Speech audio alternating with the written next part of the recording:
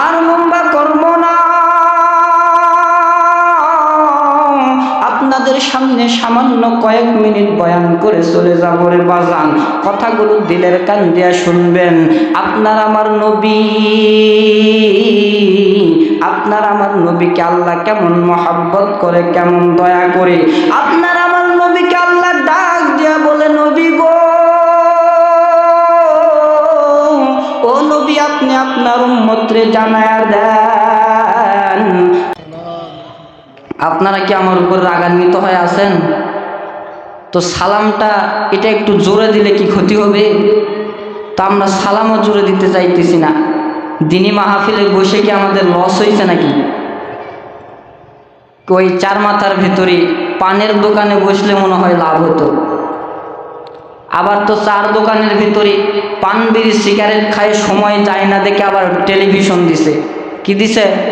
Television দিছে যে TV দেখবে আর পান বিড়ি সিগারেট খাবে, সময় কাটাবে।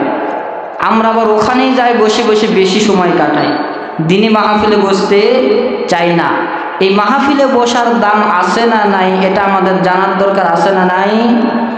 এই মাহফিলে বসার দাম কীরকম জানেননি? একজন সাহাবী আল্লাহ নবীকে জিজ্ঞাসা করেছেন, ইয়া রাসূলুল্লাহ, পৃথিবীর বুকে সবচাইতে দামি জায়গা কোনটা, সবচাইতে উত্তম জায়গা কোনটা? আপনার আমার নবী ডাক দিয়ে বলে, সাহাবায়ে কেরাম, পৃথিবীর বুকে সবচাইতে দামি জায়গা, উত্তম জায়গা ওই জায়গা যেই জায়গার ভেতরে আমার কোরআনুল কারীমটা তেলাওয়াত করা হয়, কোরআনুল কারীমের তাফসীর করা হয়। ওই জায়গা পৃথিবীর মধ্যে সবচাইতে উত্তম। শুধু তাই নয়, আমার আল্লাহর কাছে ওটা জান্নাতের বাগান।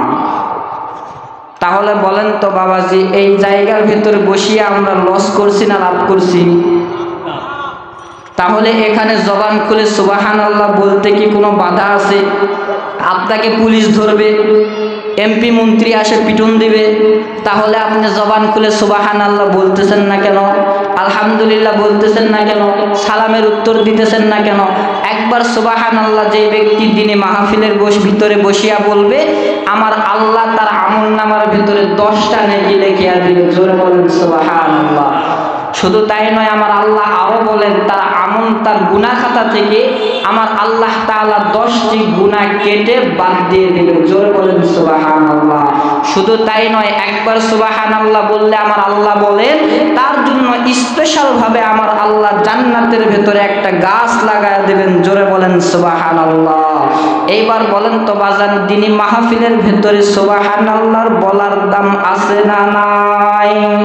আমার ভাইরা, আমার বন্ধুগণ, কোন দিকে নজর দিবেন না রে বাপজান। দিলের কানটা লাগায়া আপনার উম্মতরে আপনি বুঝায়া দেন, গো নবী, আপনার বরকতে আমি আপনার উম্মতরে কত ভালোবাসি। আপনার উম্মত যদি কোন মাহফিলের ভেতরে বসিয়া একবার সুবহানাল্লাহ বলিয়া যায়, আমি আল্লাহ রাব্বুল আলামিন ওই বান্দার একবার সুবহানাল্লাহ বলার কারণে তার জন্য জান্নাতের ভেতরে 10টি গাছ লাগায়া দেই। জোরে বলেন সুবহানাল্লাহ। আমার আল্লাহ তাআলা নবীকে ডাকতে বলে, নবী গো,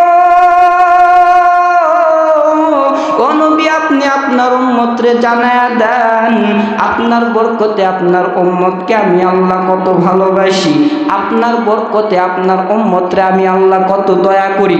আপনার উম্মতেরা যদি সারা দিনের ভেতরে 5 ওয়াক্ত নামাজ পড়ে ঘুমায়, জোরে জোরে আওয়াজ দিয়ে বলেন, কয় ওয়াক্ত?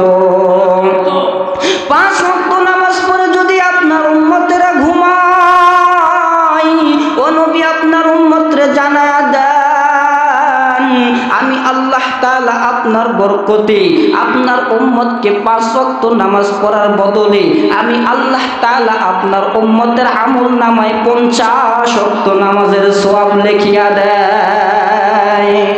আমার বন্ধুগণ, আমার আল্লাহ নবীকে ডাক দেয়, বলে, নবী গো, ও নবী, আপনি আপনার উম্মতরে আরো জানায়া দেন, ও নবী, আপনি আপনার উম্মতরে বুঝায়া দেন আপনার বরকতে আমি আপনার উম্মতকে কত ভালোবাসি।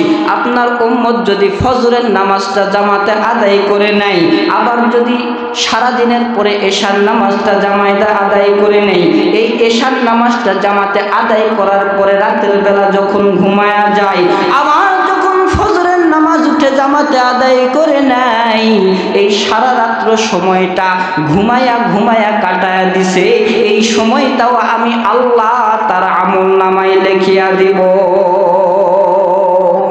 আচ্ছা বাবাজি বলেন তো, আপনার নবীর বরকতে আল্লাহ আপনারে আমারে ভালোবাসে কি বাসে না? তাহলে সেই নবীকে অনুসরণ করার দরকার আছে না নাই? আমরা তো বাজান সেই নবীকে অনুসরণ করতে চাই না, সেই নবীকে মহব্বত করতে চাই না। আপনার আমার নবী কেমন দয়ার নবী! ও বাজান, কথাগুলো দিলের কান। আমার বাবাজিরা, বন্ধুগণ, এইবার যখন সামনের সপ্তাহ চলে আসলো, এইবার পাদ্রী মনে মনে চিন্তা করে, হুজুর আপনার তো প্রশংসা তৌরাতের ভেতরে আমি কয়েক জায়গায় দেখলাম, দেখার পরে তো আমার মাথাটা গরম হয়ে গেছে। আপনি নবী আমার সামনে আবার হাজির হয়েছেন। ও নবী, আপনাকে তো জীবনও দেখি নাই। ও নবী, আপনার চেহারা এত সুন্দর, আপনার শরীরটা এত সুন্দর গো নবী, এই জিনিসটা যদি আমি আগে দেখতাম তাহলে আগে আপনার হাতে হাত দিয়ে আমি কালিমা পড়ে নিতাম। ও নবী, তাড়াতাড়ি বলেন, আমাকে আপনি কালিমা কোরআন পড়ায়া দিবেন। এই পাদ্রীকে আপনার আমার নবী ডাক দিয়ে বলে, ভাইজান তুমি যদি আমার হাতে হাত দিয়ে কালিমা পড়তে চাও তাহলে তোমার ঘরের ভেতরে নয়, তুমি মদিনার বুকে আমার কাছে চলে আসো। জোরে বলেন না সুবহানাল্লাহ। আমার বন্ধুগণ, এইবার পাদ্রীর ঘুমটা ভেঙে গেল। এইবার পাদ্রী মদিনার উদ্দেশ্যে রওনা দিল যে আমি বিশ্ব নবীর সাথে দেখা করব। বিশ্ব নবীর সাথে দেখা করিয়া আমি বিশ্ব নবীর হাতে হাত দিয়ে কালেমা পড়ে মুসলমান হয়ে যাব। আমার বাপ ভাই বন্ধুগণ, এটা চিন্তা করিয়া এই পাদ্রীটা হেঁটে হেঁটে হেঁটে হেঁটে মদিনার উদ্দেশ্যে রওনা দিল।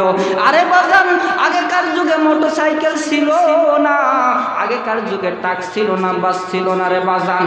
এই পাদ্রীটা হেঁটে হেঁটে হেঁটে হেঁটে আপনার আমার নবীর সাথে দেখা করার জন্য মদিনার উদ্দেশ্যে রওনা দিল।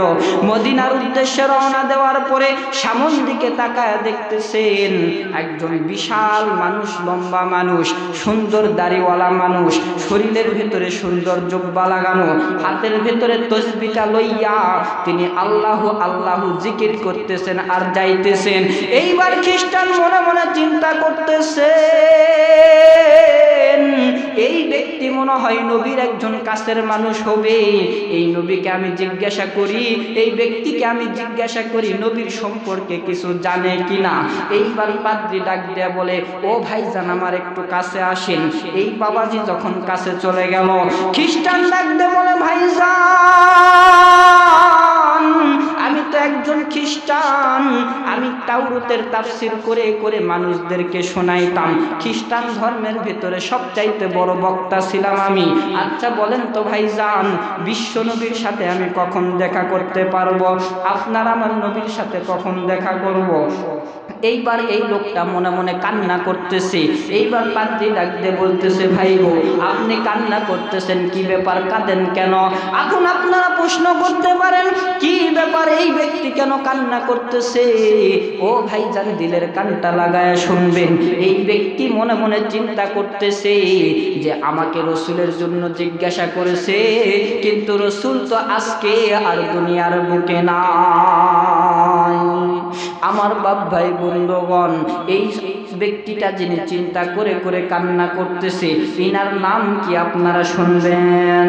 জোরে আওয়াজ দিয়ে বলেন শুনবেন। এই ব্যক্তির নাম হইতেছে হযরতে সালমান ফার্সি। এই সালমান ফার্সি ডাক দিয়া বলে, ভাইজান নবী আজকে দুনিয়াতে জীবিত আছে এইটা যদি আমি বলি, তাহলে তো মদিনার বুকে যায় দেখবে নবী আজকে দুনিয়ার বুকে নাই। মনে মনে চিন্তা করবে আমি সালমান ফারসি মিথ্যা কথা বলেছি। আবার যদি আমি ওকে বলি যে আপনার আমার নবী দুনিয়ার বুকে নাই, তাহলে ওই ব্যক্তি কালিমা গ্রহণ করবে না, নবীর সাথে দেখা করার জন্য যাবে না। এই চিন্তা করিয়া আল্লাহর বান্দা সালমান ফারসি ডাক দিয়ে বলে, ভাই গো, তুমি যদি নবীর সাথে দেখা করতে চাও তাহলে সোজা হাঁটি হাঁটি পা পা করে এগিয়ে যাও, দেখবা কয়েক কিলোমিটার যাওয়ার পর আপনার আমার নবী সেই জায়গার ভেতরে বসে আছেন। আমার বাবাজিরা রে, এইবার খ্রিস্টানের পাদ্রীটা দৌড়াইয়া কয়েক কিলোমিটার যাওয়ার পর দেখতেছে মসজিদের বারান্দায় একজন সাহাবী আর একজন সাহাবীর গলাটা ধরিয়া বাজান জোরে জোরে আওয়াজ করে কান্না করতেছে। এইবার খ্রিস্টানের পাদ্রীটা যায় ডাক দিয়ে বলতেছে, ভাই গো, আজকে তোমরা কান্না করতেছে, কি ব্যাপার, তোমাদের কি হয়েছে? সাহাবায়ে কেরাম ডাক দিয়ে বলে, ভাইজান তুমি মনে হয় জানো না, আজকে আমাদের নবী 2 দিন আগে আমাদের ছেড়ে বিদায় নিয়ে চলে গিয়েছে। আমাদের নবী দুনিয়ার বুকে নাই। আমাদের নবীকে ছেড়ে যাওয়ার কারণে, আমাদের নবী আমাদেরকে ছেড়ে যাওয়ার কারণে তিনার মহব্বতে আমরা কান্না করতেছি।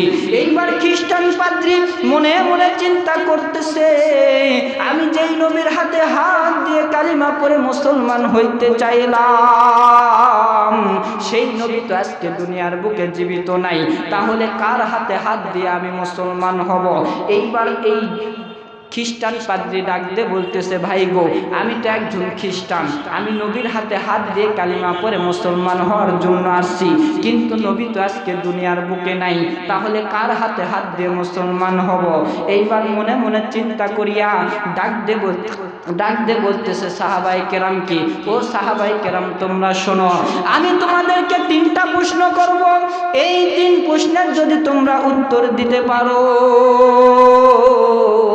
তাহলে আমি তোমাদের ভেতরে তোমাদের হাতে হাত দিয়ে কালিমা পড়ে মুসলমান হয়ে যাব।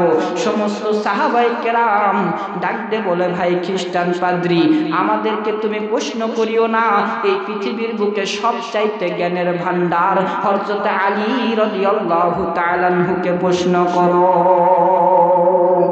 আমার বাবাজিরা, বন্ধুগণ, এইবার যখন সামনের সপ্তাহ চলে আসলো, এই সামনের সপ্তাহের ভেতরে আমার বাবাজিরা, আমার বন্ধুগণ, এই খ্রিস্টান পাদ্রীটা তখন তৌরাতের কিতাবটা খুললো। তৌরাতের কিতাব খোলার পর এইবার তৌরাতের তাফসীর করবে, খুলছে। এইবার খোলার পরে দেখতেছেন এই তাওরাত কিতাবের ভেতরে আমার নবীর প্রশংসা 8 জায়গায় বর্ণনা করা আছে। জোরে জোরে বলেন না সুবহানাল্লাহ। আমার বাবাজিরা রে, এই পাদ্রীর তো মাথা গরম হয়ে গেল।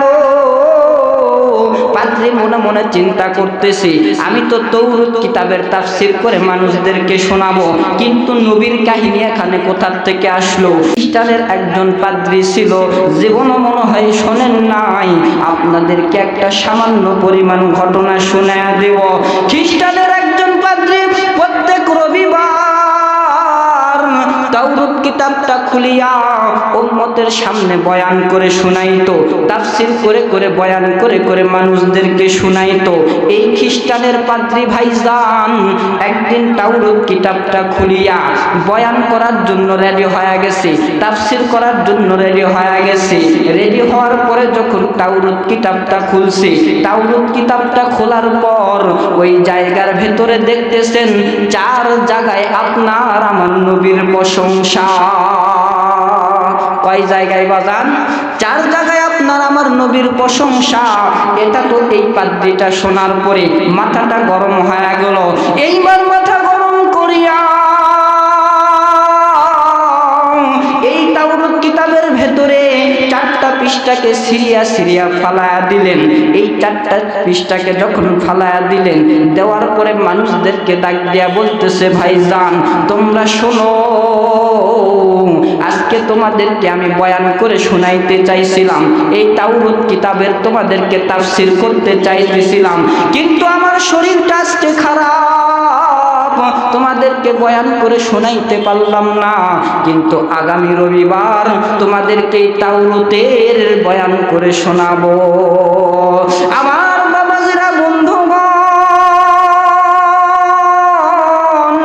এইবার যখন সামনের সপ্তাহ চলে আসলো, এই সামনের সপ্তাহের ভেতরে আমার বাবাজিরা, আমার বন্ধুগণ, এই খ্রিস্টান পাদ্রীটা তখন তৌরাতের কিতাবটা খুললো।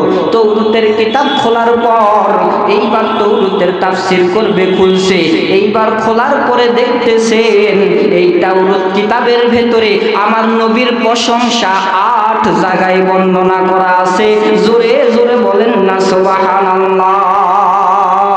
আমার বাবাজিরা রে, এই পাদ্রীর তো মাথা গরম হয়ে গেল। পাদ্রী মনে মনে চিন্তা করতেছে, আমি তো তৌরাত কিতাবের তাফসীর করে মানুষদেরকে শোনাবো, কিন্তু নবীর কাহিনী এখানে কোথা থেকে আসলো, নবীর ঘটনা এখানে কোথা থেকে আসলো? এই পাদ্রীটা রাগান্বিত হইয়া বাজান এই 8 পৃষ্ঠাকে ছিঁড়ে ছিঁড়ে তিনি ফালাইয়া দিছেন। এইবার তৌরাত কিতাব থেকে 8 পৃষ্ঠাকে ফালানোর পর মানুষদেরকে ডাক দিয়ে বলতেছে, মানুষেরা শোনো, তোমাদেরকে আমি আজকে তাফসীর শুনাইতে পারবো না, তোমাদেরকে আমি আগামী সপ্তাহে যদি বাঁচিয়া থাকি তোমাদেরকে তাওরাত কিতাবের তাফসীর শোনাবো। আমার বাপ ভাই বন্ধুগণ, কথাগুলো দিলের কান দিয়া শুনবেন। এইবার পাদ্রী সামনের সপ্তাহে তৌরাতটা লইয়া মানুষদেরকে তাওরাতের তাফসীর শোনানোর জন্য আসছে। আসার পরে দেখতেছেন, তাওরাত খোলার পরে দেখতেছেন 8 জায়গায় আর নয়, আপনার আমার নবীর প্রশংসা 8 16 জায়গায়। কয় জায়গায় বাজান? 8 16 জায়গায় আপনার আমার নবীর তাফসীরটা ওখানে সুবর্ণনা করা আছে। এইবার পাদ্রী মনে মনে চিন্তা করে, কি ব্যাপার, নবীর কেন এখানে বর্ণনা করা আছে? তৌরাতের ভিতরে তো থাকার কথা না। এইবার চিন্তা করতে করতে আল্লাহর বান্দা খ্রিস্টান এবার বাড়িতে চলে গেছে। যাওয়ার পরে তিনি সুন্দরভাবে খাটের উপরে শুইয়া যখন ঘুমায়া গেছেন রে বাজান, তখন তাকায়া দেখতেছেন একজন সুন্দর পাগড়ি পরনেওয়ালা, চেহারাটা এতটাই সুন্দর, এইরকম সুন্দর মানুষ পৃথিবীর বুকে আর কোথাও এই খ্রিস্টান দেখে নাই।